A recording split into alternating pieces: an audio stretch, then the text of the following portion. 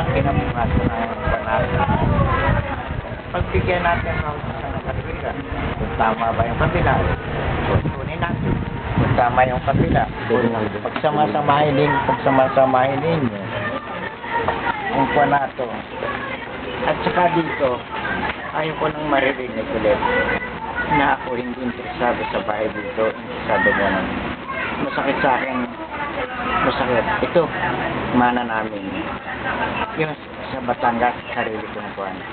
Yung manang yon at saka kinuha ko, ipamamana ko sa inyo, walang hindi sabi nyo na.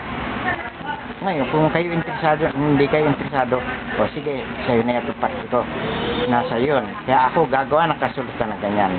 Ngayon, gagawin nyo, itong kuha naman, hindi na tayo, hindi maring hindi kayong walo ay magpaparte dito at doon sa Batangas. Hindi ako papayag.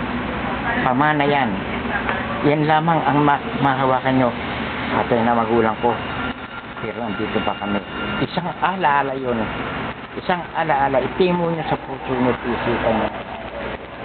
Ngayon, pagka nakuha na yan, naayos. Halimbawa, may isa nagpagawa. Ikaw, Roberto, gagawa ko itong bahay na ito.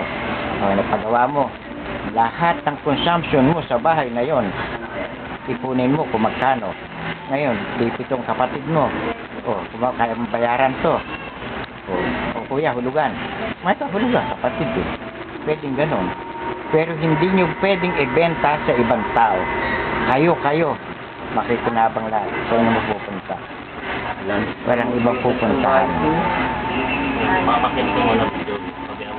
Yan ang mangyayari, yan ang kukunin ko. Ako palagay ko, matatag ako malaki.